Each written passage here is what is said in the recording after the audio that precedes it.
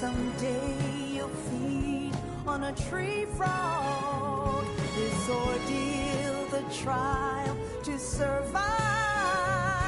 For the day we see new life, I give my life, not for honor, but for you. In my time, there'll be no one else.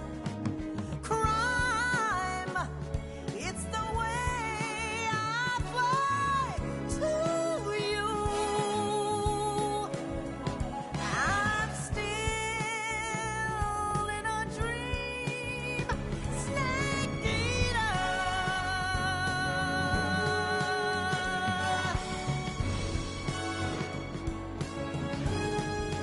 I'm still in a dream, snake eater.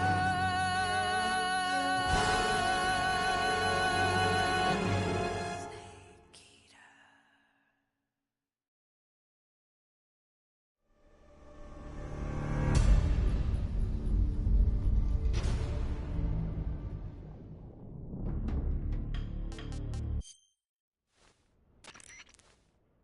This is Snake.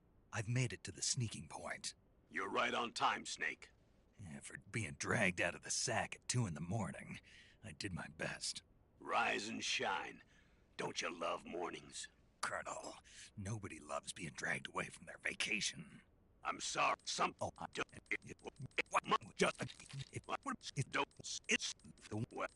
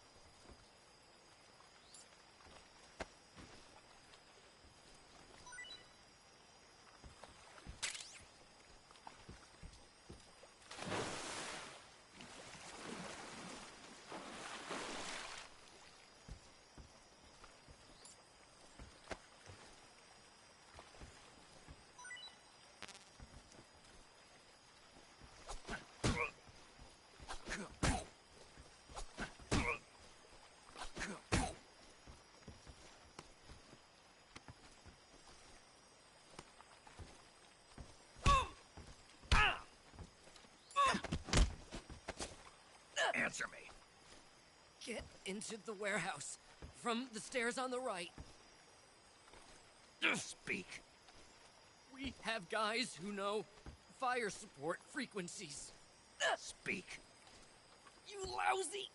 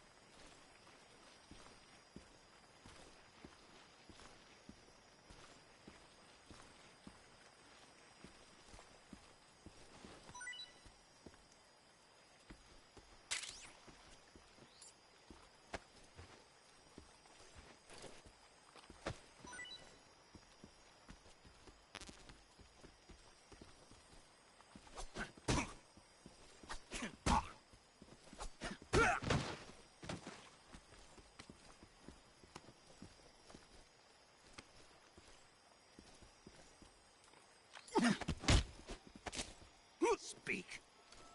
Guns can be fired, even in water. Speak. Fire support request 147.32. Speak. Bastard.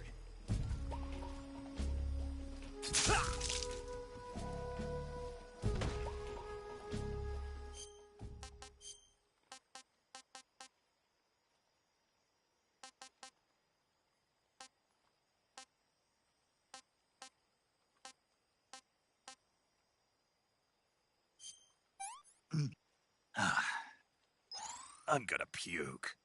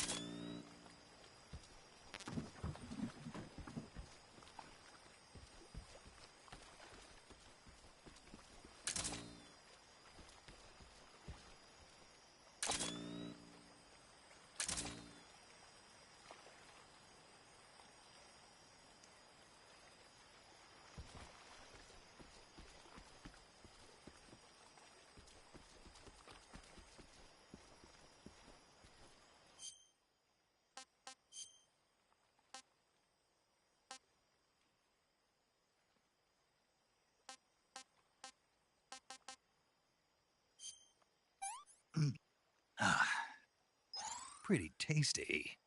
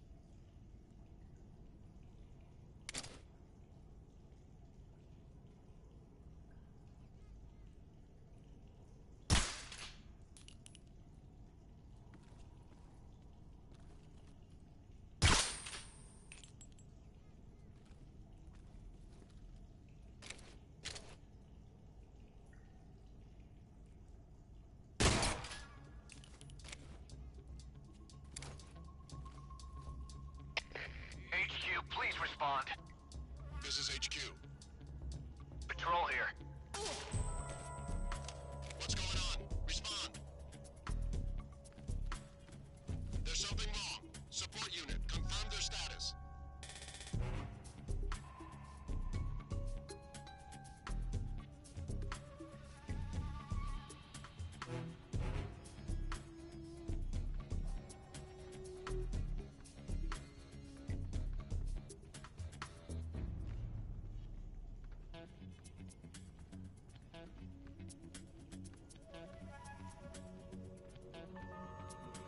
What's wrong?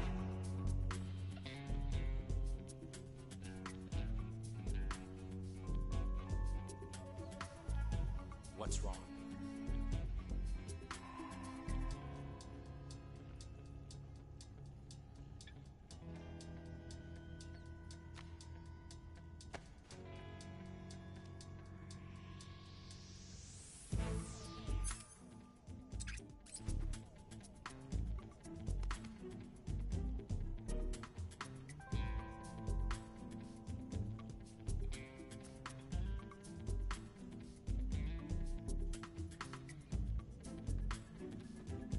What's wrong?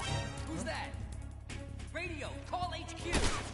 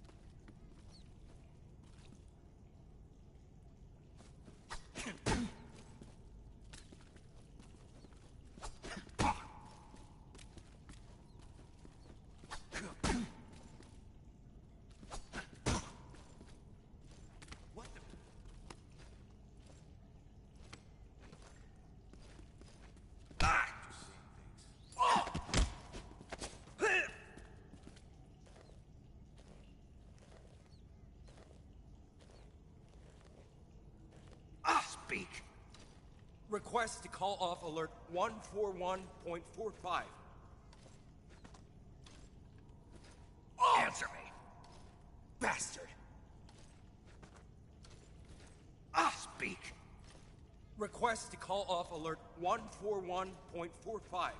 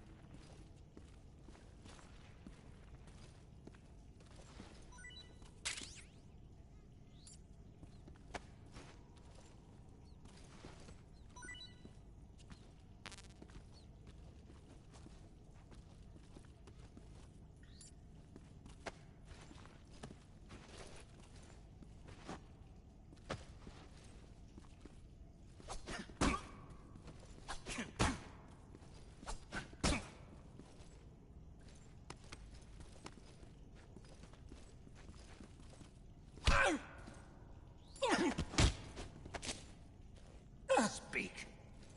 A little further ahead, the forest is deadly.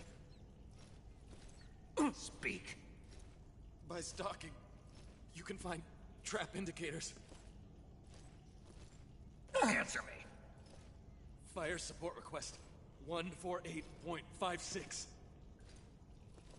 Answer me. Let me go!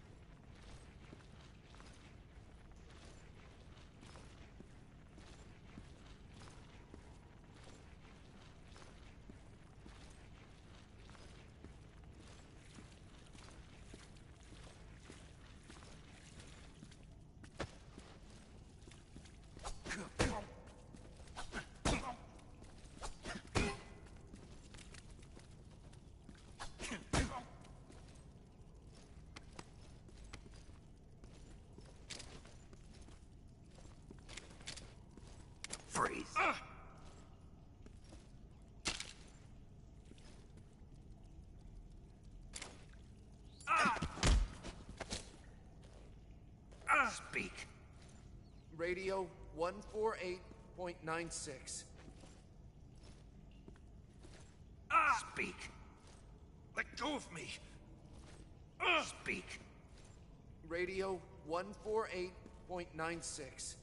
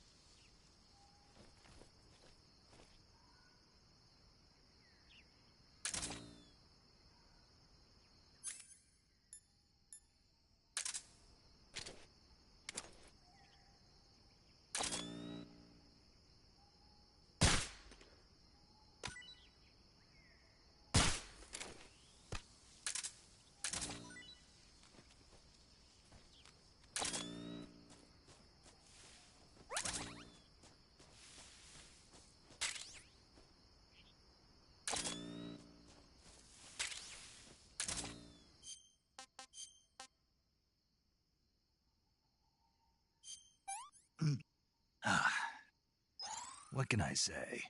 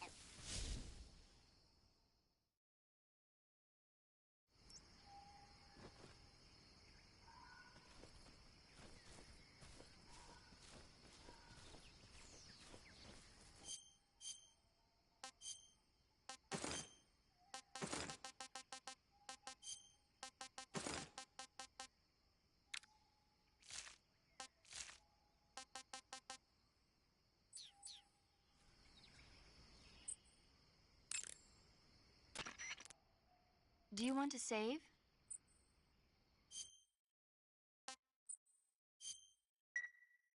Hey, Snake, have you seen 20,000 Leagues Under the Sea? Nope, haven't seen that one. After a number of battleships mysteriously sink at sea, the American government investigates and finds that the culprit is this pacifistic Captain Nemo. The scene where the giant squid attacks Captain Nemo's submarine, the Nautilus, is breathtaking. The movie was filmed in CinemaScope, and it was great to see it on the big screen. A giant squid, huh? What? Don't tell me you think it sounds tasty.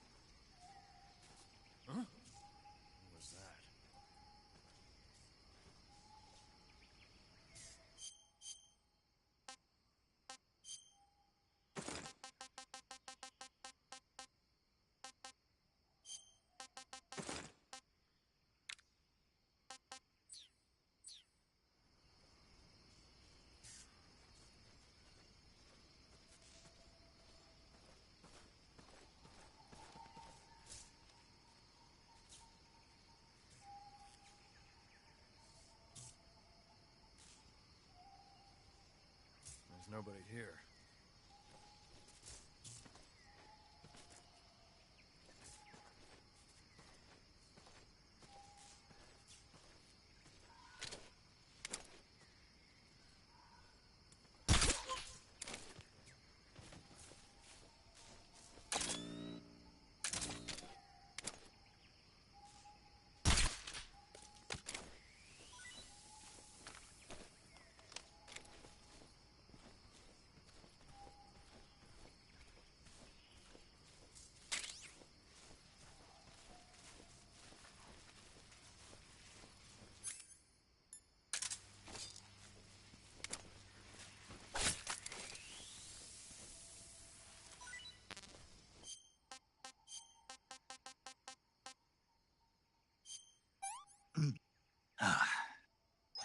Hey, this works.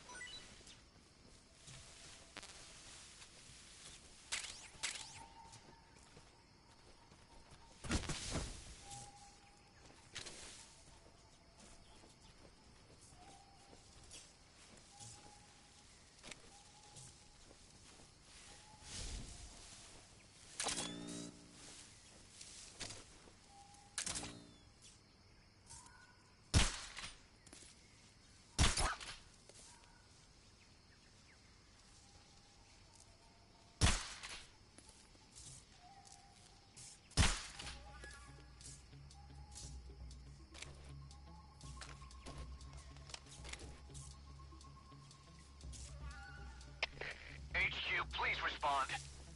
This is HQ. Patrol here. We're being attacked. Enemy position unknown. Going into high alert. Acknowledged. Sending reinforcements. Use extra caution.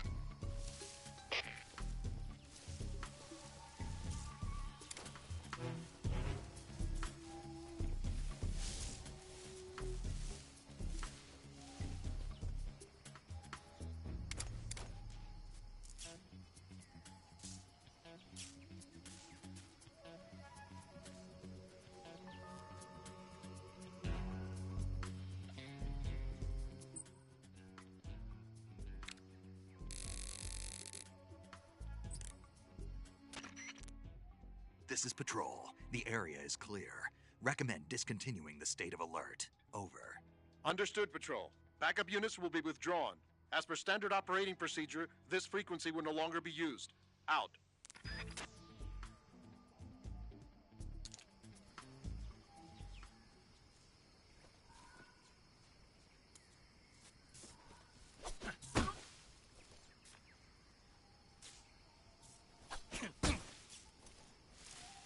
Nothing unusual here.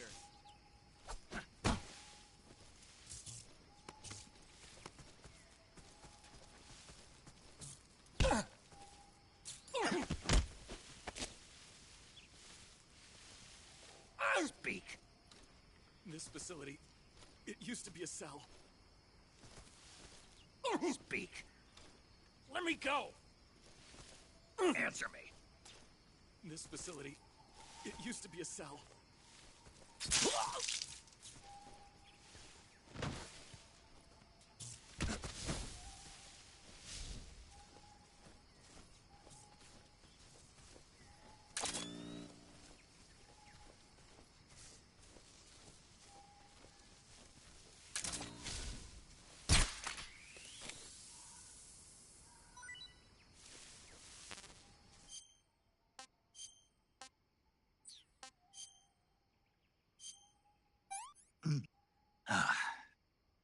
I'm gonna puke.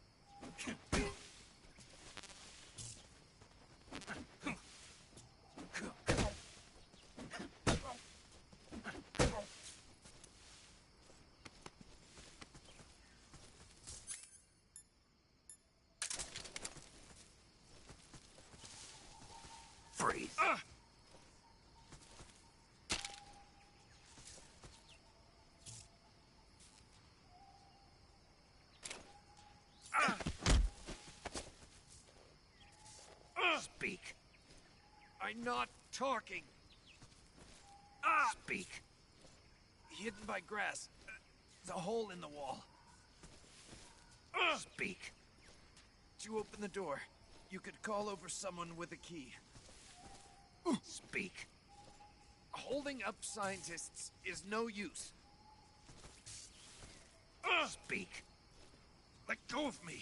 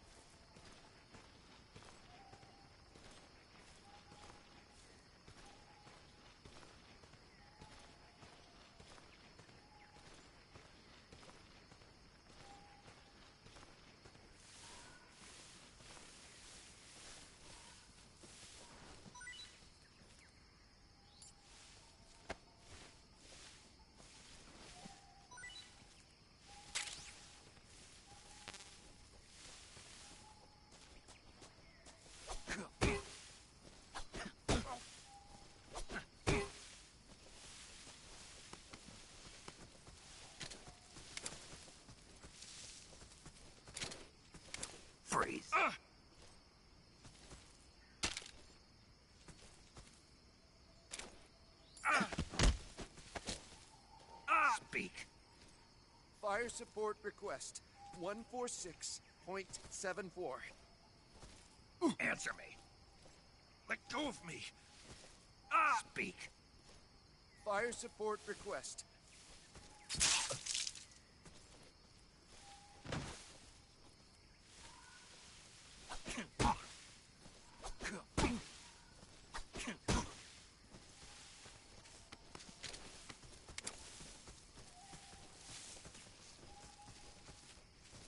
Freeze.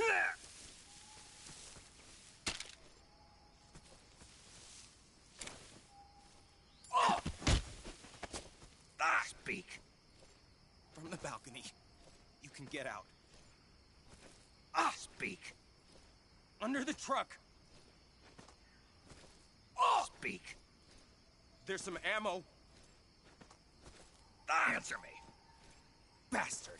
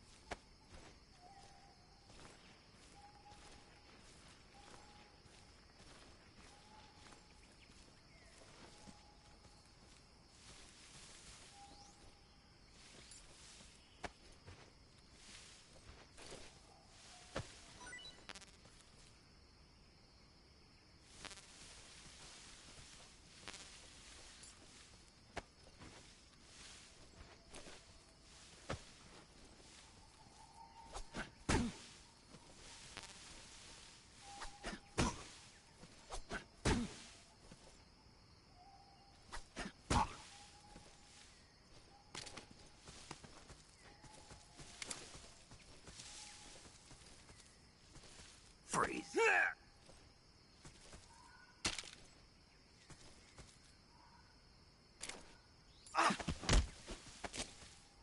Speak. To the northeast. Speak. In the armory. Speak. There's some ammo. Speak. To the northeast.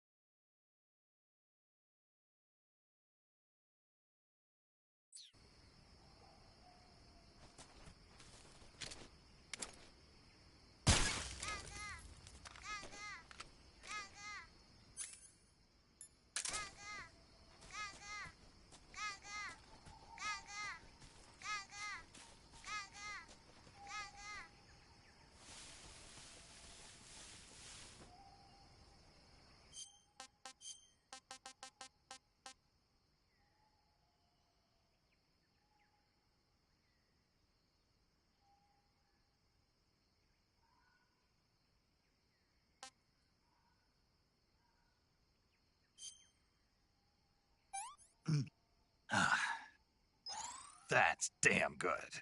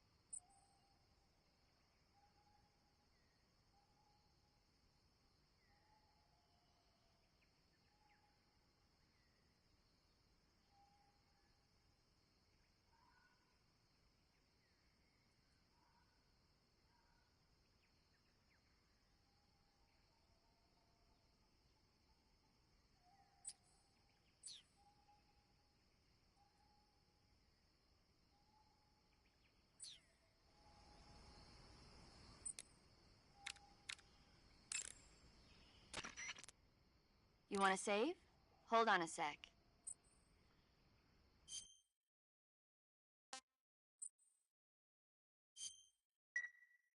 Snake, have you ever seen The Beast from 20,000 Fathoms? Nope. It's about this monster that comes to life from deep within a glacier as a result of an H-bomb test in the Arctic. It crosses the ocean and emerges in New York. I especially like the scene where the monster attacks the lighthouse, and the one where it pops out of a valley in Manhattan and makes a big hole in a building. And the last scene on the burning roller coaster was simply incredible.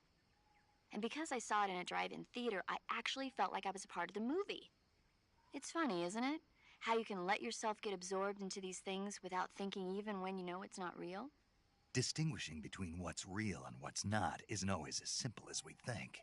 Well, don't get too absorbed in your mission. It's important to take a rest every now and then.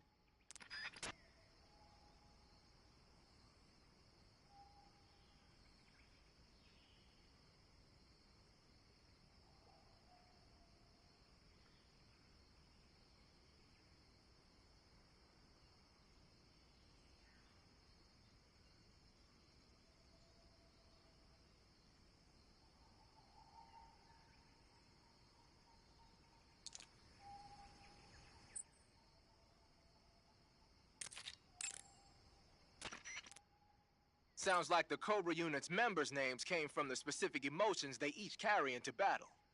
Emotions? Yeah. For unbearable torment, the pain. For true oblivion, the end. For infinite rage, the fury. For absolute terror, the fear. And for unsurpassed bliss, the joy. The joy? It's another name for the boss, because of the joy she feels in battle, I suppose. Ah. During the war, she had a partner named the Sorrow. Sorrow and joy. They say there couldn't have been a more perfect pair.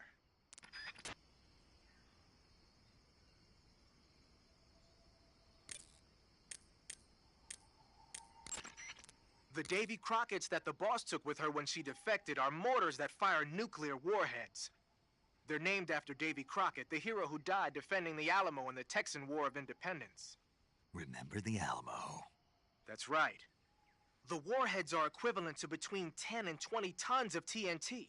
Every building within 150 yards of the hypocenter is completely obliterated.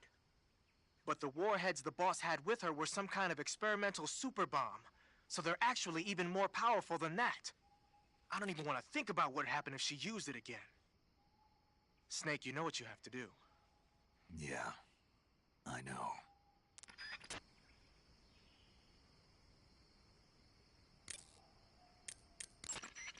The weapon you've got equipped now is a prototype model of the Mark 22, a suppressor-equipped pistol currently in development by the Navy. It's been modified to act as a tranquilizer gun. The Mark 22 is a heavily modified special ops version of the M39 pistol used as a sidearm by the SEALs. Probably the biggest change from the M39 is that it's got a longer barrel, which allows it to be equipped with a suppressor. And it uses a slide lock mechanism. That makes it a lot quieter, but it also means you have to load a new round into the chamber by hand every time you fire. It's also fitted with tall, adjustable sights, so you can use the front and rear sights to line up your shot, even with a suppressor attached. Looks like they got rid of the magazine safety, too. Good eye. That feature wasn't too popular with guys like you who know their guns. The shear release lever's been taken off as well, meaning the hammer won't fall even with the safety on. So I can just cock and lock. That, and you get the added bonus of not having any mechanical noise from decocking, even with the safety on. The perfect pistol for a sneaking mission, huh?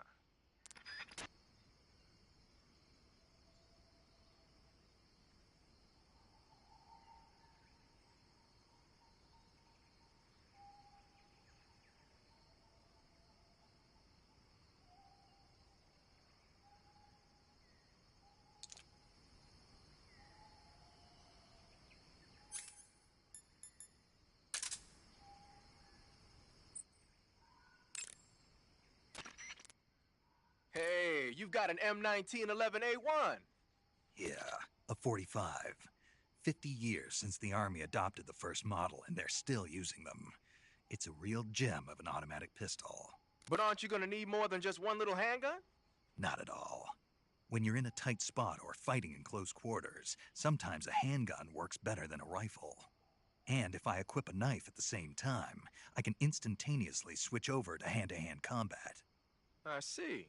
That 45 you've got there is a lot different from the original, though. Looks like someone did some serious work on it. It's more than a little. First of all, the feeding ramp is polished to a mirror sheen. It's not going to have any feeding problems. The slide's been replaced with a reinforced version, and it meshes perfectly with the frame. The frame itself has been iron welded and scraped down multiple times for maximum precision.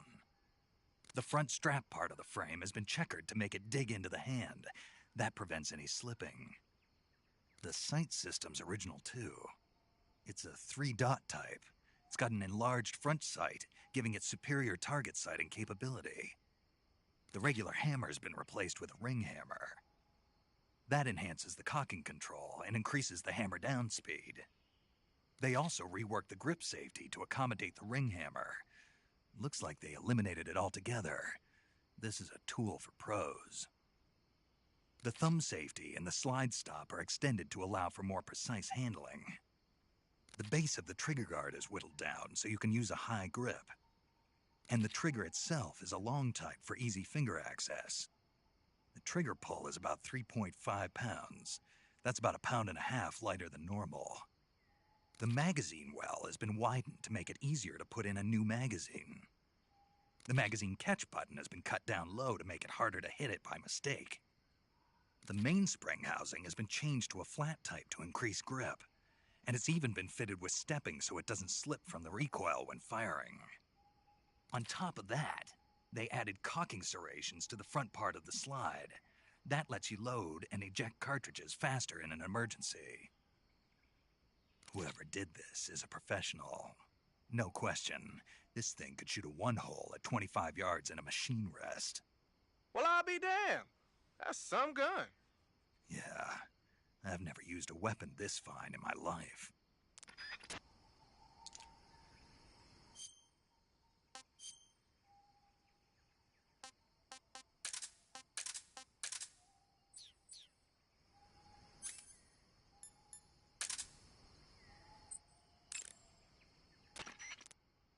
Ah, you're using the survival knife.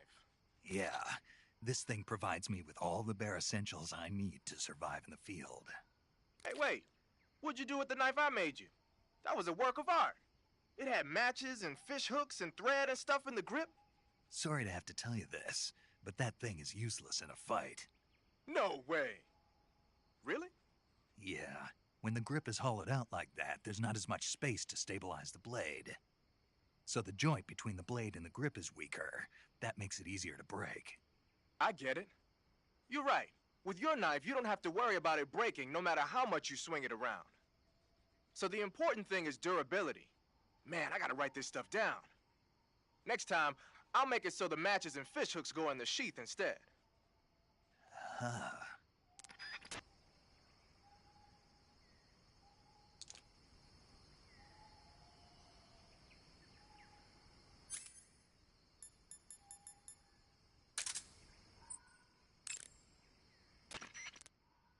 Ah, I see you got yourself an M37. The M37 is a 12-gauge pump-action shotgun. Don't expect any kind of accuracy from a distance, but one blast will send the enemy flying, and it's got some serious firepower, too. Good thing to have with you in close-range combat. It takes a while to reload, though, so plan accordingly. The thing that really distinguishes the M37 is that it's lightweight. It's about 2 pounds lighter than other shotguns. In fact, it's so light that it's been nicknamed the Featherlight. Yeah, and to top it off, this one's had its barrel and stock sawed off. That's probably a modification to make it easier to wield in the jungle. Those Soviet boys know what they're doing. I guess the other distinguishing feature would be the lack of an ejection port on the side of the receiver. Ambidextrous, huh? Exactly. It's been designed so you can use it left-handed or right-handed with equal ease. But that's not all. The low number of apertures means that it won't get jammed up as much with mud and dirt when you use it out in the field. This weapon is made for the jungle. Good to know. But what are they doing with an American-made shotgun? Good question. I guess they could be doing research on Western weapons, but... Did you ever hear about the SAS using shotguns in the jungle combat in Malaya? Just stories. In the jungle, you're always running into the enemy when you least expect it. The SAS found the shotgun to be extremely effective, delivering massive firepower in a short period of time. Because of that, lately a lot of point men are starting to use shotguns as their weapon of choice. Vogan's men might be trying that tactic out for themselves.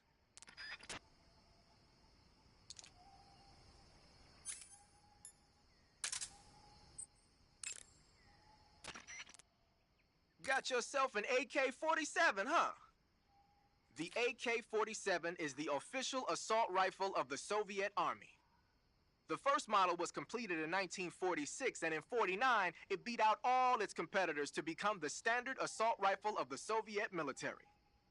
It uses 7.62 millimeter by 39 rounds developed in 1943, and a 30-round box magazine originally designed for a different assault rifle.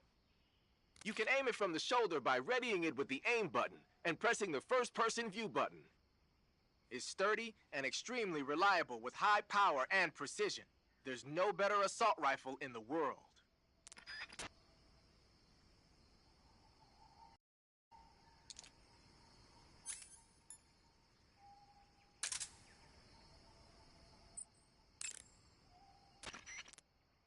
Snake, you've got a... I know. It's some new kind of rifle out of the West. Looks kind of like a black rifle. No, it's not an AR-15. It's an XM-16E1, a top-of-the-line rifle that the Army adopted recently on a trial basis.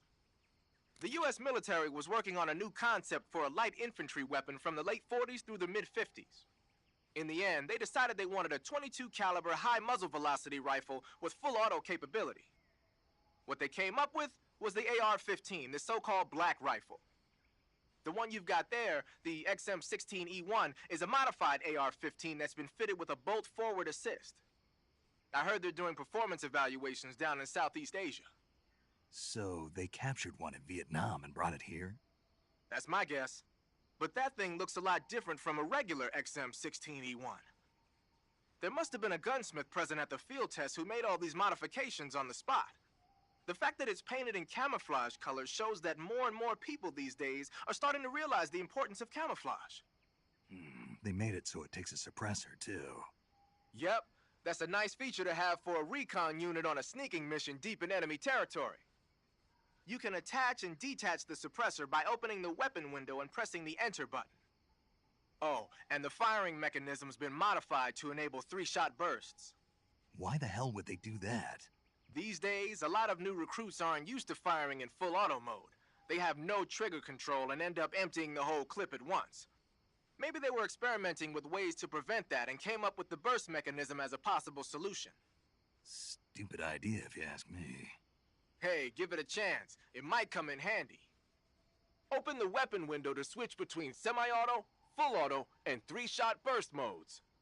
Have fun with that.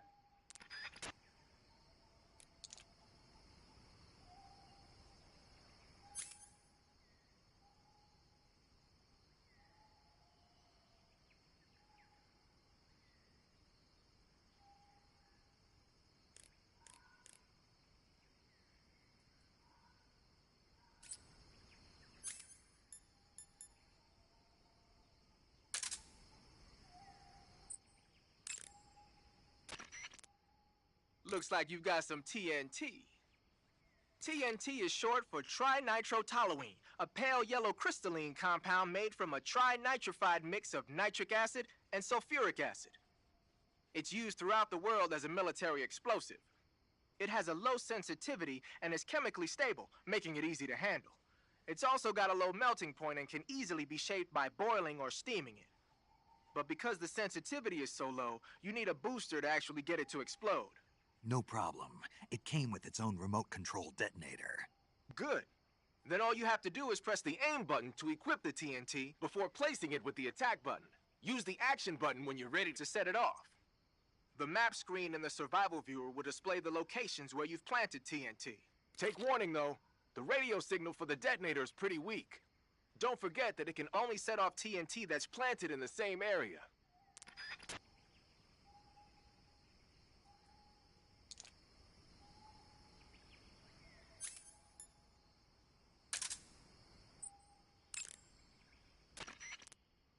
Hey, you got a mousetrap.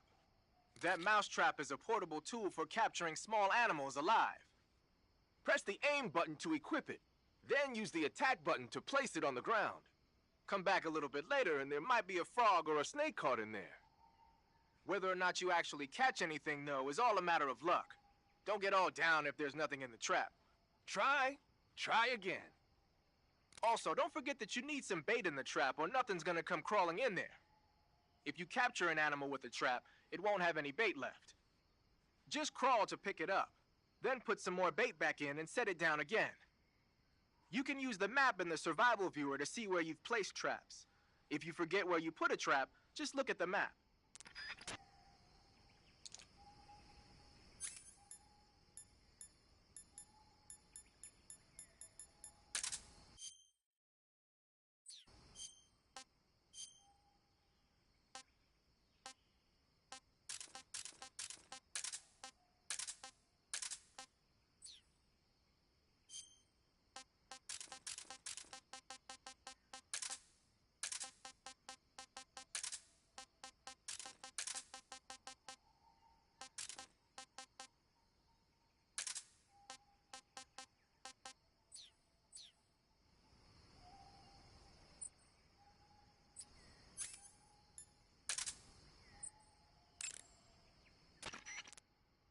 You say you're using a magazine? A magazine is what's left when you empty the clip of a gun. But what do you plan to do with it? I'm going to throw it. Throw it? Yeah. The sound it makes when it hits the ground will distract the enemy's attention. Ah, a diversion. Guess state-of-the-art weapons aren't the only things that determine victory or defeat.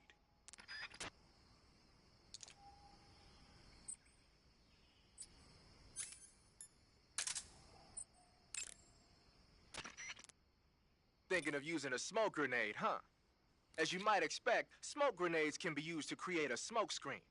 The combustion agent is a mixture of zinc oxide, ammonium chloride, aluminum, and some other stuff. When it explodes, it releases a thick cloud of grayish-white smoke that resists dispersion. That should provide some nice cover. The smoke will confuse the enemy by blocking their field of vision. That'll help you out when you're trying to make a quick getaway. It also works the other way around. You can use it as cover to sneak up on an enemy position. The smoke screen should work just as well when you're being chased by dogs, too.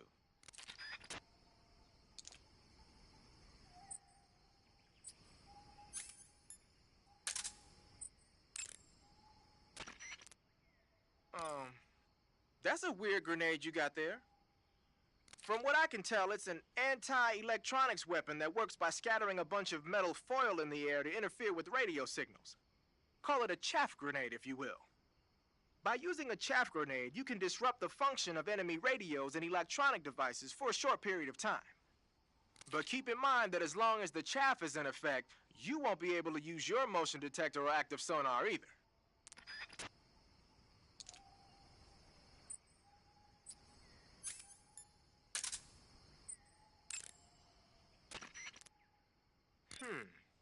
I've never seen a grenade like that one before. There are two basic types of grenades.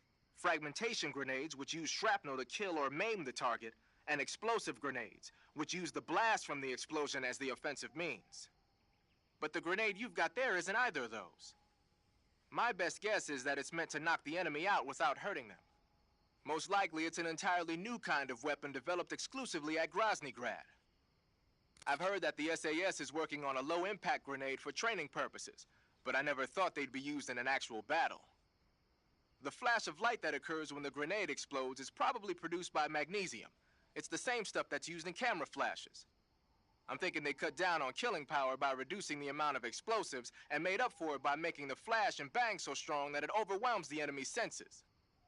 I guess you could call it a stun grenade.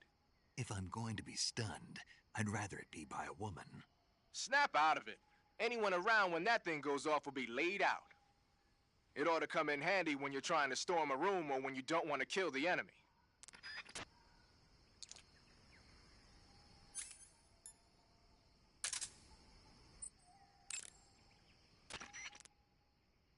You're thinking of using a white phosphorus grenade. Like the name says, a white phosphorus grenade is one that uses white phosphorus to create an incendiary effect. White phosphorus grenades were used by the U.S. military during World War II. Back then, they were known as Willie Pete's, after the first two letters of white phosphorus. The one you've got there is probably the exact same thing. White phosphorus is a white, waxy substance that spontaneously combusts when it reacts with oxygen. The combustion temperature is over 5,000 degrees Fahrenheit. Any human targets within the area of effect when it explodes are gonna get seriously burned. Just make sure you don't accidentally set yourself on fire. If your body does catch on fire, either plunge into some water or take off the burning clothes and put on new ones. Rolling repeatedly should put the flames out pretty quick, too.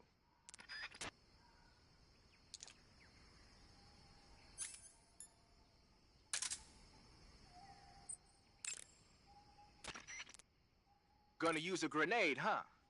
That's an RGD-5, the standard blast fragmentation grenade of the Soviet Army. The grenade itself is composed of two steel-plated casings. Each of those casings has an inner fragment liner that causes it to burst into over 300 shards when the grenade explodes. The grenade will deliver heavy damage to any enemies within its blast area. The safety pin is on the opposite side relative to the M26, so be sure to hold the safety lever down with your finger when you grip it. The safety is released when you actually throw the grenade, and it'll explode about 3 seconds later. So what you're saying is, it won't explode in my hand while I'm holding it? Of course not. Oh. To throw a grenade, first ready it with the aim button, then press and release the attack button. Remember that how far you throw it depends on how long the attack button is pressed. Tap lightly if you want to drop it close to you, and press longer if you want to lob it away. It'll probably be easier to control your throw if you do it in first-person view.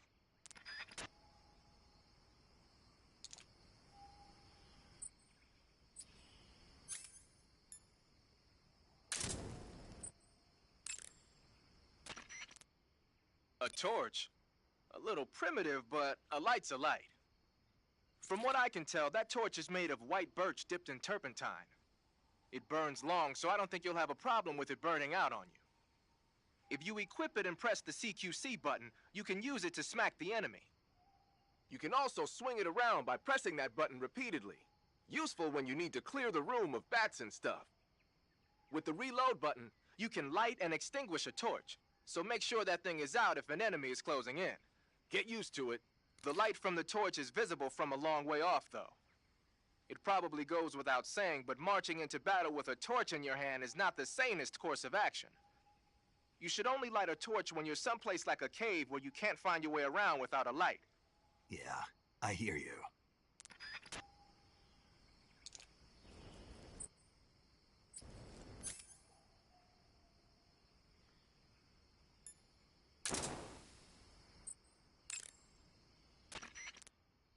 Ah, you've got an SVD. That's the Soviets' top-of-the-line semi-automatic sniper rifle, adopted just last year. SVD stands for the Russian words that mean Dragunov Semi-Automatic Sniper Rifle. For a long time, the standard Russian sniper rifle was the Mosin Nagant. But at the beginning of the 1950s, when Soviet troops started carrying automatic rifles and assault rifles, the need for an automatic sniper rifle increased. The SVD was developed to fulfill that need. It can use the same ammo as the Mosin Nagant, 7.62mm by 54 rim cartridges, but they developed a new type of ammo with a tighter firing pattern to go along with it. I heard that these new rounds have a steel core and are 2.5 times more precise than regular rifle bullets. Nothing can match that thing in terms of precision. Try it out for yourself and see how powerful it is. A sniper rifle with a scope should give your shots all the accuracy you need. Ready it with the aim button. Then press the first-person view button to look through the scope. The trigger is the attack button, as usual. You can change the magnification on the scope by pressing the camera stick. You can fire from a standing position, but your aim will improve if you crouch down. And it'll be a heck of a lot steadier if you're lying down. Try it out.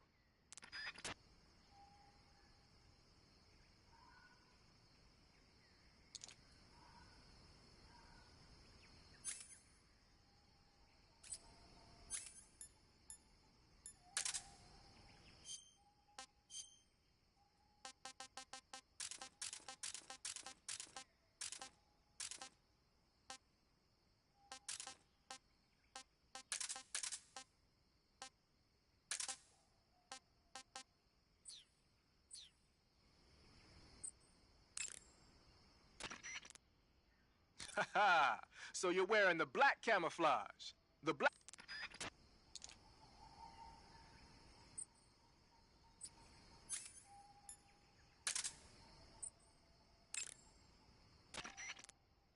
I see you've picked up a directional microphone. The directional microphone is exactly what it looks like, a listening device. When you equip it with the aim button, the mic will pick up sounds in whatever direction you point it in. The directional microphone will let you hear a lot of things you couldn't hear otherwise, like really soft noises and the footsteps of faraway enemy soldiers.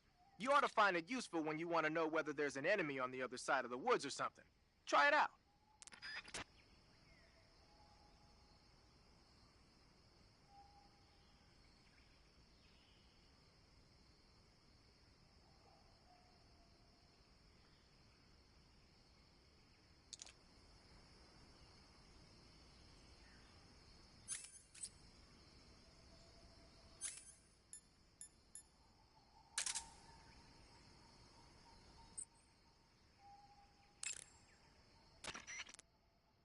So, you're wearing woodland face paint. The woodland paint is most effective in forest environments. It'll work best if you use it when infiltrating forest areas.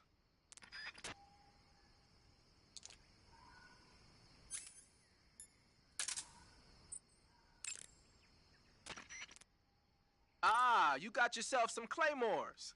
The M18A1 Claymore is a new type of anti-personnel directional mine developed in the U.S. after the Korean War. The gently curved casing is packed with 1.5 pounds of high-grade explosives. The side facing the enemy is lined with 700 steel ball bearings. So when the mine explodes, the ball bearings simultaneously burst out of the casing. Anyone in the kill zone, be he friend or foe, is instant Swiss cheese. The mine is triggered by an electric detonator. Apparently, the detonator's got some kind of special motion detector built in. Yeah. When the mine is planted, it reacts to anything that comes close and automatically explodes. Just make sure you don't trip your own mine or something stupid like that. I'll be careful. You can pick up a planted claymore by crawling over it. Mines planted by the enemy can also be picked up in this way. So if you come across a minefield, it's a good idea to crawl through it and pick up the mines. What are they doing making minefields out of Western mines anyway? They're probably doing field performance evaluations on mines they either captured or stole from the West. The structure of the claymore isn't actually all that complicated. They must be learning a lot about them. It might not be long before we start seeing Claymoresque mines.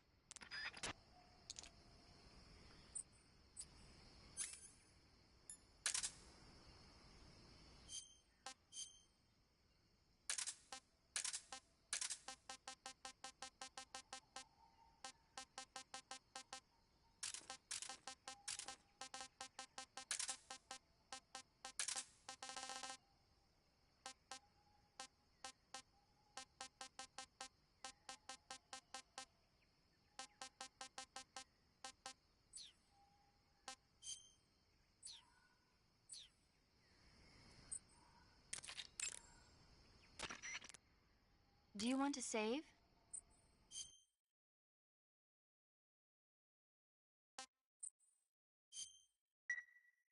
Snake, have you seen The Magnificent Seven? Sorry. It's a remake of the Japanese classic The Seven Samurai, only in a Western setting. This tiny Mexican village is attacked every year by bandits. Finally, the village elder can't stand it any longer and decides to hire someone to protect the village. 7 gunmen respond to the call. They teach the villagers how to shoot and prepare for the oncoming attack. But then, the enemy shows up at the village with a huge band. Then what happens? You'll just have to see it for yourself. I don't want to spoil it. Oh. Movies are only fun when you actually watch them. There's something you have to experience for yourself.